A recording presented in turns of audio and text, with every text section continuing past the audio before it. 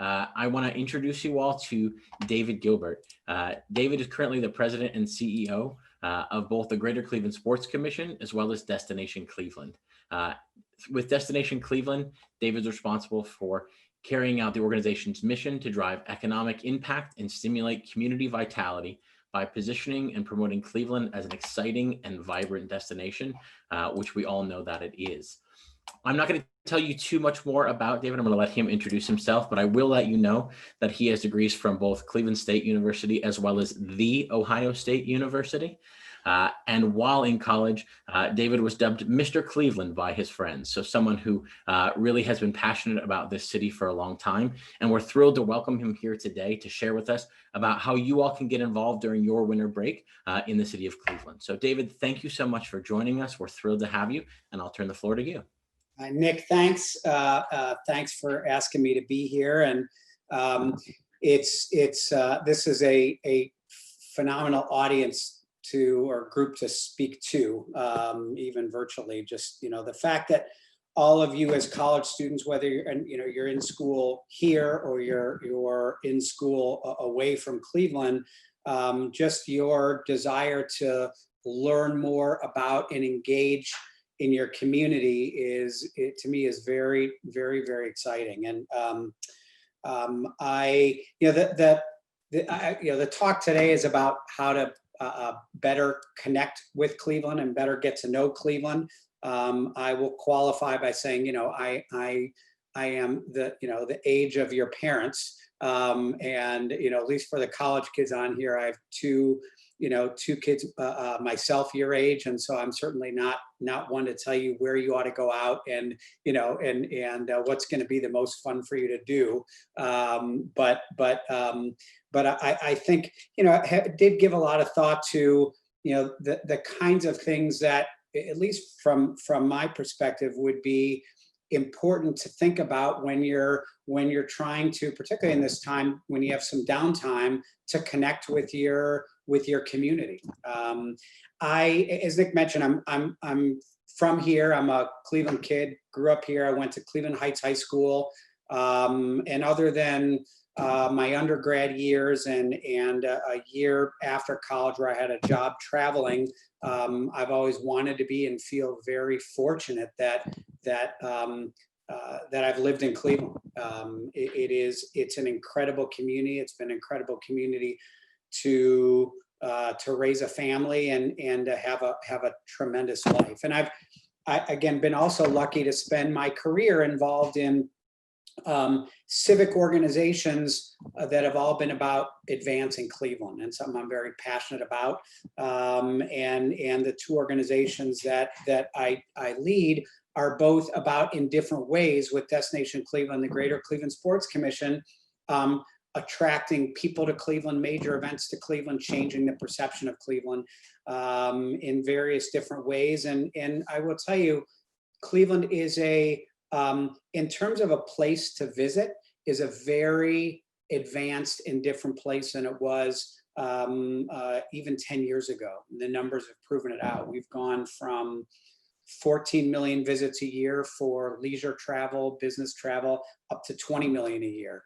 The growth in the industry, the growth in the number of people coming here, we've had 8 straight years where we've grown faster than the national average. And it's great. We have lots of numbers. All that translates into dollars. But what's most important is, I think for you, this is a place people want to be.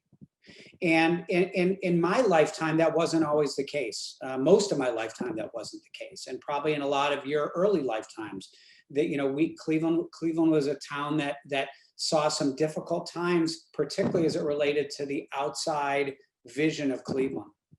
But I do think it's really, I'm a big believer that cities really have a soul, that cities tell stories. And it's not about a bunch of buildings. It's not just about its people. In trying to get people to connect with the community, you have to try and understand what that community is about, where it's been, where it is, where it's headed. and it's the same with trying to get people who may want to come for a weekend or who may want to come and spend their life. And Cleveland it's a really interesting place. There's a lot to talk about, and I'll mention a little bit about certainly a lot of our great attributes. But I think Cleveland has a very special soul to it.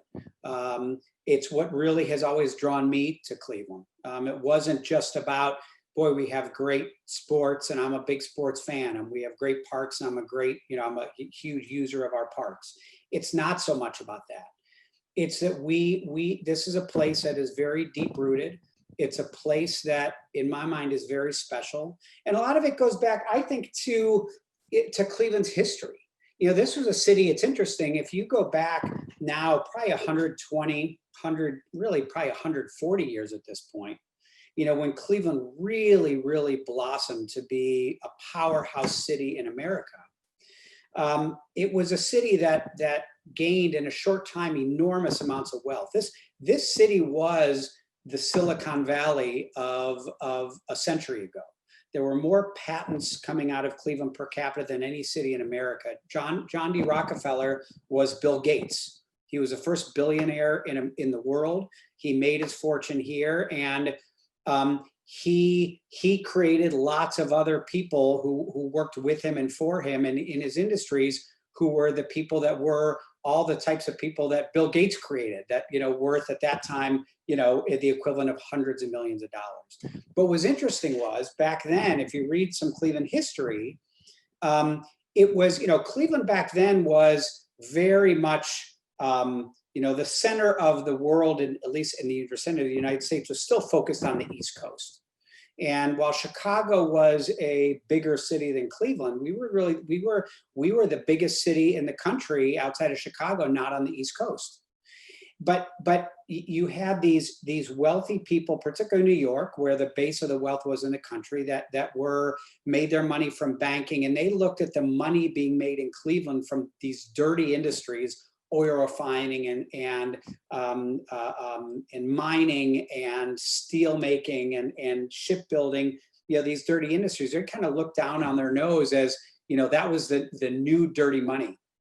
And so even from back then, Cleveland, which had become this incredible melting pot. I mean, you had these waves of immigration particularly from Central and Eastern Europe, but from all over the world, that were, they had a little bit of a chip on its shoulder, because this was an incredible city that had great wealth, that had developed into a sizable city, but they had this chip on shoulder because a lot of the rest of the country said, you're just sort of this new money backwater place.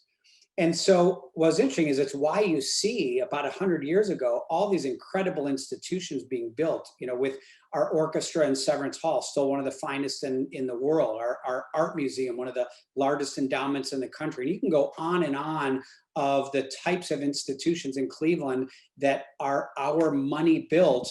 And if you read Cleveland history, a lot of them, it was built by these industrialists who kind of wanted to stick it to New Yorkers, say, we've got every bit that you do.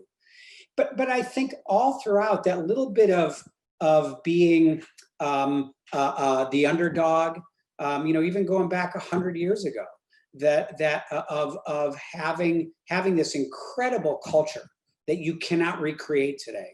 If you just look at the architecture of our city and the deep-rooted culture, but also the grittiness of building the wealth through immigration and really strong, hardworking people working in the factories, living in their neighborhoods, walking to those factories, building community.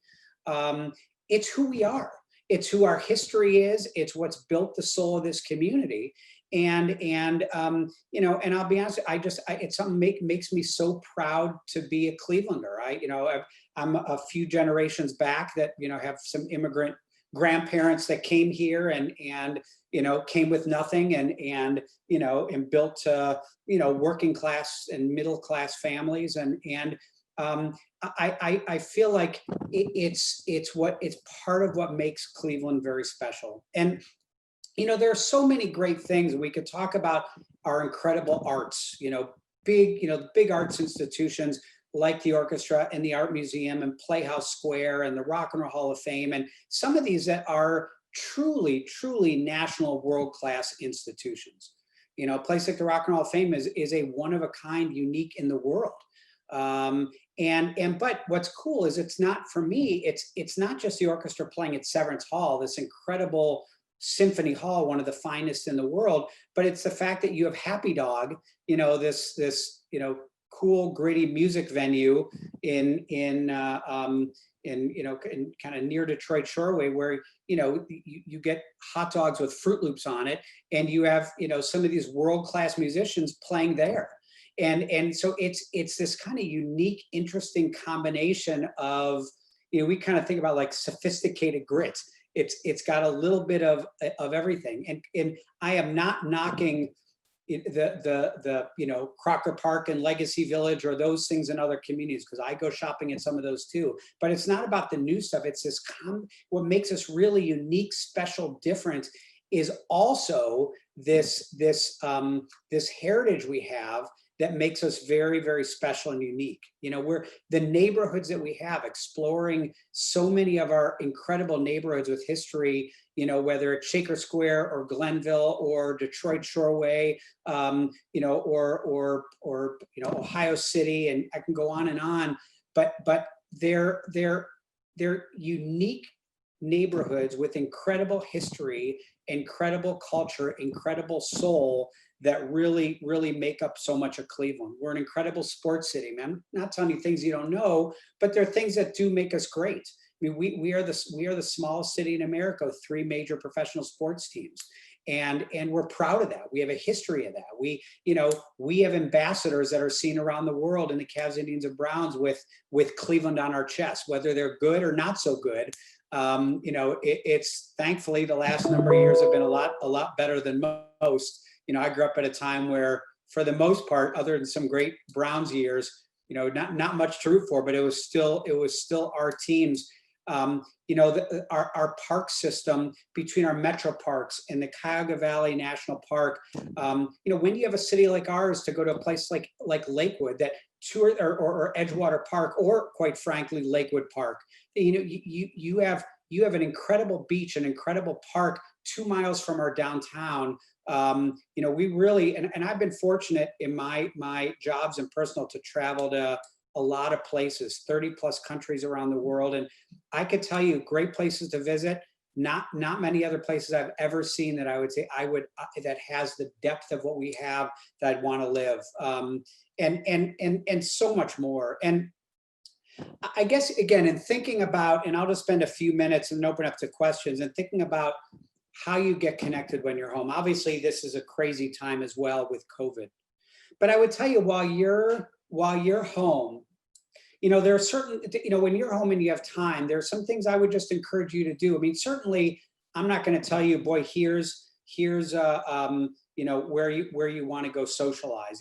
COVID aside, you and your friends are going to think about what are the great places. And I do think Destination Cleveland has some great resources. I think if you go to the CLE on Twitter, or This is CLE on Instagram, we update daily our social media of where to go, what to do. We have, just on our Instagram, we have tens and tens and tens of thousands of followers from inside and outside of Cleveland, and we have full content providers. And I think you'll find a lot of great stuff on there. But I think what I, especially during COVID times when, there's not as much open, and everybody has their own level of comfortability, certainly being outside, I would just tell you, take some time to go online, talk to friends, find places you haven't been, and just walk around. Take in our city. I mean, if you haven't been downtown in a while, just pick a great afternoon or great evening and just walk around and look at the lights on Public Square. Go down to Voinovich Park. Walk around, even if you don't go, walk around West 25th if you haven't been there, and just see what's there with incredible bars and restaurants and the West Side Market. And I got to tell you, what's great is there are some great new things, but they're also tied in with incredible places like the West Side Market that you could not recreate today. A place like that goes back generations, is so unique in this country. walk down by Edgewater Park or Lakewood Park and take in views of downtown that are so incredible and unique to most cities to have assets like that. Think of just trying, pick 3 or 4 restaurants you've never been to, particularly and I'm not talking about, I've never been to, I've never been to an Applebee's or I've never been to an Outback. I mean, pick a neighborhood, go online and find independent restaurants that you've never been to and get some takeout. Do a takeout challenge with some of your friends. Share it online. Share, the cool restaurants that you've just never had a chance to go to. And it's amazing what you'll find, especially in going to a lot of our neighborhoods. Not to mention that, now with COVID supporting our restaurants by doing takeout obviously means an awful lot. And I think there's even, even when you're at home, a lot of our great institutions have really cool online stuff. Go look what the Rock Hall has online. Go look what the Cleveland History Center, Western Reserve Historical Society has online. The Cleveland Museum of Art. Even if you don't feel comfortable going to some of those places, a lot of them aren't open, or certainly comfortability varies with COVID. A lot of real cool opportunities to what you can do online, and try to do a lot of this with your family. Try to get your parents, get your siblings to go with you and see some things. Try to say, let's go see 3 things in Cleveland we've never seen before, and challenge yourself to get out and do it. And I guess the last thing I encourage you to do, and then kind of probably one last comment, is also, use this time to think about if you maybe see a future for yourself in Cleveland, use this time to connect. Use this time to try to do some networking. Try to set up some informational interviews, whether you're at home or set it up for when you go back to school, with somebody in a business or a profession you're interested in. I bet if you reach out, you will find people who are willing to give you 15 minutes, half hour of their time to talk about what they do. Maybe there's a potential future internship that you might be able to get. But this is a great time when you're not so tied up in your classes, to really put your mind to it. And I always talk about, the first job sometimes is the hardest to get. Sometimes you have to make a full-time job of getting your full-time job.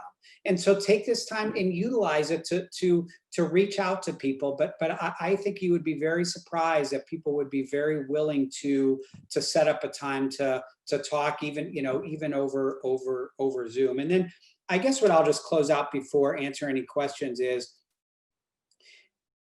it is such a bright future for this city. And it's a city that probably for a couple generations has been through probably as hard a time as any city in this country. If you look at certainly all the Great Lakes cities, whether it's Detroit and Cleveland or Buffalo and Pittsburgh, and these were their times some of the wealthiest and greatest cities in America, and a lot of the foundation business-wise and industry-wise that they were built on went elsewhere, went overseas. And this is a city, Cleveland, that's really learned to reinvent itself, and is that downward slide has changed. And I think what's changed most dramatically is the couple decades old woe is us attitude of Clevelanders. This city had been knocked down a lot, and it kept getting back up and kept getting to its feet. And now what you hear is people, damn right, we're Cleveland. And I think there's hopefully a lot of you on this call that want to be a part of that, want to be part of building your life, building your career in a place that you can make a difference, that you can have a fantastic quality of life, and a place that I don't think it's unfair to say that needs great young minds to help grow this community, and a place that is exciting, is vibrant. And that you can really make a difference when you're here. And I just think ahead of, just from the sports commission side, it's no accident that the NFL draft is in Cleveland next year. The year after that is the NBA All-Star game. The year after that is the NCAA Women's Final Four. The year after that is NCAA Division I Wrestling Championship. The year after that is March Madness back in Cleveland. These things don't happen by accident. They happen because of a competition where the people who own those events have said, we want to be in Cleveland. We believe in Cleveland. We think our business is going to be great there. And it's something that you know, it's part of why I just love doing what I do. I love working on what I work on, because we win for Cleveland. We go out and compete for Cleveland and we win. And we get this sense, we feel every day that not only do we believe what a great city this is, but we know others do too, because they're choosing us every day over other places. And it's, you know, I feel very, very humbled to be a part of something like that. So anyway, I will leave it there and just open it up for any questions. Actually, I had not opened up my chat, so let me do that now. I don't know, Nick, if that's the place to start. David, I'll take care of the chat. You just answer the questions. Okay, you got it. But I would tell you, you had me at Stick It to New York, and we'll probably have to edit that out of the recording. But that was fantastic. So we've had some questions come in, and please throw your questions in the chat. You know, you talked a little bit about COVID and how that's impacted our city, and also the tourism industry and what's available and open. So we've got folks who are here at home over their winter break. Are there places that you would recommend that they go to? We've heard a little bit about downtown maybe being quieter than it has been in the past. What's still down there for them to engage with? So I'd say first, if you go on to our website, that will give a real-time listing of all the things that are open. We also have something called a Clean Committed program, about 800 businesses who signed up committing to a pledge of the types of things they'll do to keep people safe, because it's changed. The Rock Hall was closed and it was open for a long time, closed again through the holidays. You know, I do think overall that, you know, outdoor activities are the best, and I you know, just from a safety standpoint. And you know, if you think through, I'm a big outdoors person, and you know, I don't care what weather, you take a hike, you get bundled up. I mean, try a few different metro parks. Try to get down to the Cuyahoga Valley National Park if you've never seen it. Take a walk around Edgewater. I will tell you that the holiday lights downtown are beautiful. And you know, even though there's less open, Public Square is a beautiful place at night. The skating rink isn't open, I don't think, which it always is. So some things it's you don't have as much to do, and that's just, it's not a Cleveland thing, it's a COVID thing, anywhere you go in this country. But there's so much beauty still to see. And I would take, you know, even if you take a 20-minute walk around Hingetown. You know, it's such an incredible new, cool, up and coming place. And you could do a lot of carry out. I mean, see the new Church and State apartments that are built. See everything, right? You know, and more and more and more is coming. I just think, again, if you go on the website, you'll see specifically. I just see somebody real quick, our old arcade. I mean, yes, if you have not been in there, it's labeled as the first shopping mall in America. It was built by John D. Rockefeller back in, I think, around 1880. Place is crazy. You cannot build something like that. That's the kind of stuff you walk in and you just, it's you know, I go into a place like that, it makes me proud to be in a city that has something like that. And so hopefully that's at least a decent start. Definitely. So David, in a post-COVID world, which we know is coming in 2021, talk to us about the top two places you're taking an out-of-towner when they come into Cleveland. Boy, that's a great question. My number one, and it's part just because I just love the place, is Edgewater Park. I just think it's such an amazing combination of showing off our lake, and our parks in a way to view the city, that you know, I won't go into a long story, but there was during the U.S. Triathlon National Championship, which we hosted in 2018 and 19. In 2018, there was a couple competing, and they both got in the national championship team. One in the 66 to 70-year-old age bracket, and one in the 71 to 75. Married couple from New Mexico. They were so impressed with Cleveland, love Edgewater Park. They were both about to retire, had lived in New Mexico for 25 years. By the end of 2019, they had bought a house in Cleveland Heights and moved to here to retire. And like that to me is they talk about that as they just had never seen a place like that around a big city. I also personally, I love the Detroit Shoreway neighborhood. I just think it's such a cool, eclectic, and it's near that area, but eclectic place of arts and cool restaurants and galleries. That's another place to me that is so much around the soul of Cleveland. I would add one more and a third. I just think University Circle is just, it's beautiful. The institutions there, uptown, the way it's all connected to Case, I think that's, again, just an amazing place to walk around, and a very, very unique place in this country. It is the highest concentration of arts and cultural institutions in 1 square mile anywhere in the country. And all that stuff, all those facts sound great, but when you walk around there, you really see what an incredibly special place it is.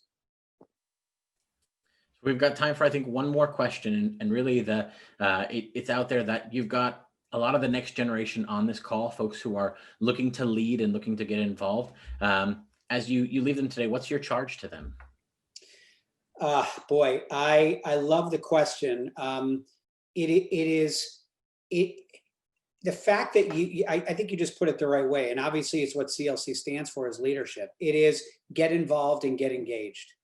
The way to appreciate a place is more than just, is more than just, you leave your house, non-COVID times, go to work, or if you do your home, your work, and go out and socialize. Getting engaged is the way to truly become part of a place. And I would say to any of you, hopefully it's when you're back in Cleveland, if you aren't already here full time, find something you're passionate about, an organization, a cause, a place, and offer your time. Offer to get involved. Offer to be a volunteer, join an associate board, give of your time, and make that cause better. And I promise you, if you do that, you are going to, especially if it's something you're passionate about, you are going to get back as much or more as you give, and it will make your experience here so much better, so much more meaningful, and in the process, you are going to make Cleveland and the place that you live a better place. Well, David, I think that was a perfect way to end. And thank you so much for sharing with us today and being willing to give your time and your thoughts. We definitely appreciate it. And I think that you teed up this college series really perfectly.